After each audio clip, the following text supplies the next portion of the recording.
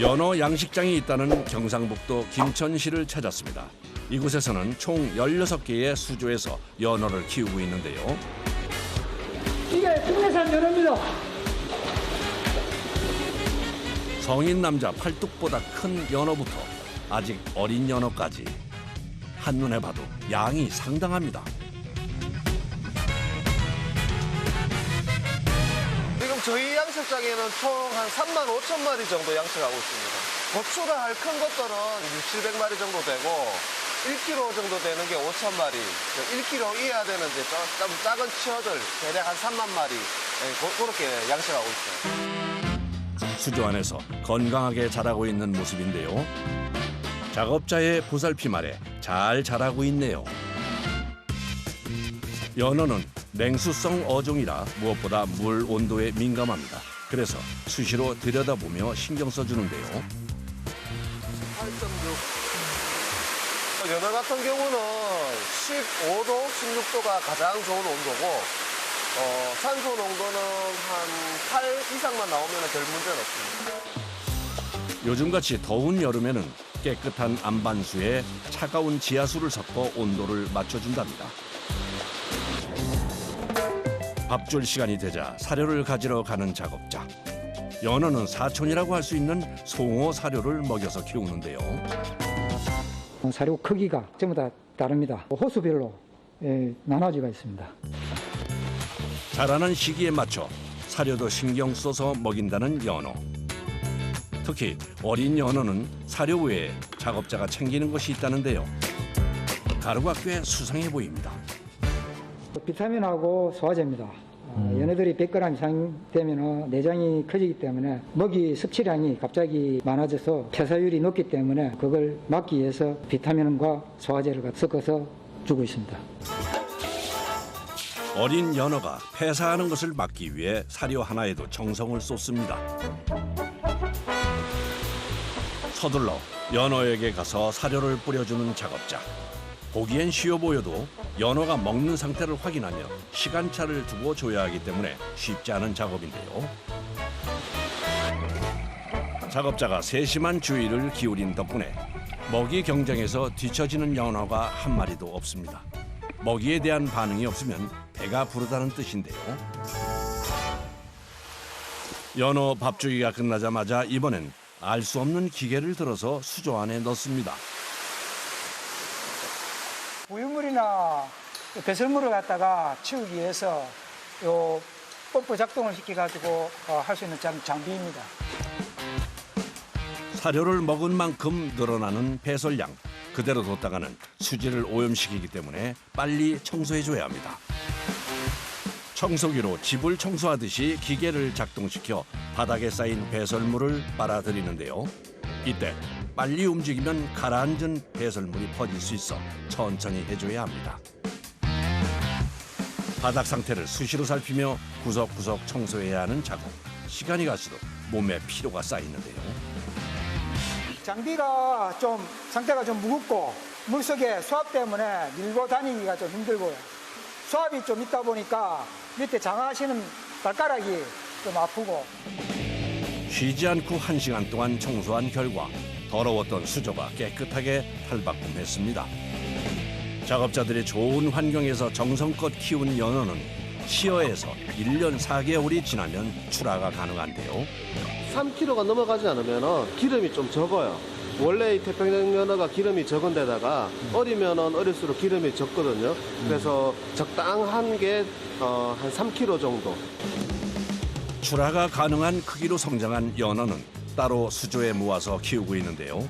크면 클수록 먹이 먹는 양이 줄어서 어렸을 때보다는 적게 줍니다. 돌아다니며 사료를 주던 작업자가 한 수조는 그냥 지나치네요. 배설물 때문에 고기들의 내장 활동을 줄이고 고기에서 냄새가 나기 때문에 4일 전부터 사료를 주지 않고 있습니다. 연어 내장에 배설물이 남아있을 경우 냄새가 날 수 있기 때문에 출하 전 꼭 거쳐야 하는 순치 작업이랍니다. 수조에 들어가 포획할 준비를 하는 작업자. 뜰채를 이용해서 재빨리 연어를 노려보지만 쉽사리 잡히질 않습니다. 고기가 무척 빨라가지고 힘이 좋아가지고 잡아 꺼내기가 무척 힘듭니다. 거친 강을 거슬러 올라갈 만큼 힘이 세고 빠르다 보니 수조 안에 있다고 가볍게 봐서는 안 됩니다. 하지만 노련한 작업자를 계속 피할 수는 없는 법. 결국 잡혔습니다.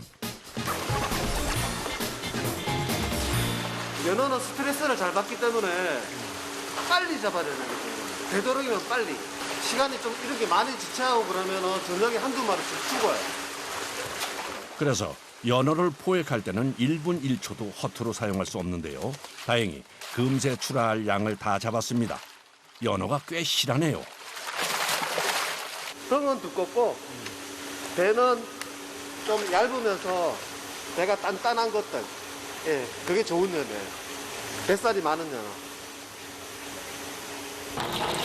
연어는 활어 상태가 아니라 손질해서 나가는데요. 다치는 것을 막기 위해 전기 충격기로 기절시킨 후 손질을 합니다. 최대한 살을 버리지 않게끔 머리를 좀 작게 잘라내는 거. 칼질할 때 살에 칼이 안 닿도록 하는 거죠. 칼이 닿으면 사분가치가 없어지니까. 연어 손질에서도 피와 내장 제거는 필수인데요. 특히 신경 써야 하는 부분이 있답니다. 이 부분이 췌장인데 이 부분을 깨끗하게 제거를 해줘야 돼요. 이게 다 피인데 피가 있으면 시간이 지나면서 살 속으로 피가 들어가면은 비린내가 납니다. 그래서 요거를 최대한 깨끗하게 처리해주는 게 중요하죠. 내장이라고 다 버리는 것은 아니라고 합니다. 이게 연어 위장인데요. 요거는 양식장에서만 먹을 수 있어요. 쫄깃쫄깃하고 맛있어요. 소나 돼지 내장보다 더 쫄깃쫄깃합니다. 이 부분이 뱃살입니다. 오메가3 불포화 지방산이 가장 많이 모여있고 제일 맛있죠, 이 부분. 양식 연어의 장점은 이뿐만이 아닙니다. 손질이 끝나면 그 진가가 드러나는데요. 순수 살만 했을 때 53% 정도 나오죠. 그러면 굉장히 잘 나오는 겁니다. 다른 생선에 비해서는. 장어 다음으로 수율이 가장 좋은 게 연어예요. 다시 한번 순살 형태로 만들어주는 과정을 거치는데요. 러시아 우크라이나 전쟁 이후 가격 경쟁력이 생겨 최근 주문이 증가했답니다. 많을 때는 50마리, 적을 때는 20마리 정도. 매일요? 매일요. 처음부터 끝까지 예민한 감각과 손 기술을 요하기 때문에 힘들 수밖에 없는데요. 손으로 하다 보니까 제일 힘든 건 손이 아픈 거죠. 손목이 많이 아픕니다. 하면.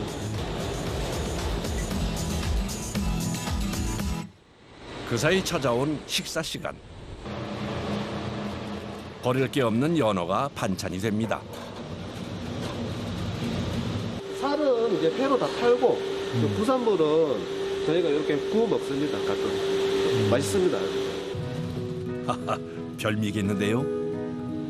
오, 맛있게 차리네요. 맛있겠다. 수고하셨습니다. 수고하셨습니다. 예.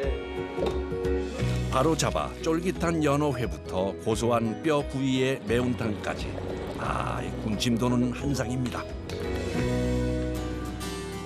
연어 양식장에서만 맛볼 수 있는 연어 요리.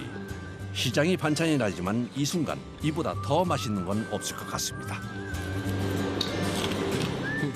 일반 구이는 좀 뭔가 탄탄해가지고 약간 씹는 맛이 있다고 생각하면 얘는 좀 부드러워서 약간 쫀득쫀득한 느낌이 좀 더 강한 것 같아요. 뭐 일반 매운탕보다는 더 구수하고 보면은 시원하니 딱 소주 안주에 죽입니다. 그런데 이분은 왜 연어회를 먹기 전에 냄새를 맡는 걸까요? 연어가 흙내라는 게 나거든요. 비린내, 흙내 이런 게 나기 때문에 제가 가끔 이렇게 먹으면서 냄새가 나는지 안 나는지 이제 테스트하는 거예요. 이렇게 삼키지 않고 입에 안에 넣고 있으면 이 흙내가 이렇게 올라오거든요. 그게 있는지 없는지를 확인하는 거예요. 이거 괜찮습니다. 없습니다. 양식인데도 흉내가 나나요? 날 때가 있죠. 보통 저희는 한 4일, 5일 정도 굶기고 이제 출하를 하거든요. 그렇게 되면 흙내가 좀 많이 줄어들죠. 예, 그래서 이제 출하하기 전에는 항상 이렇게 확인합니다.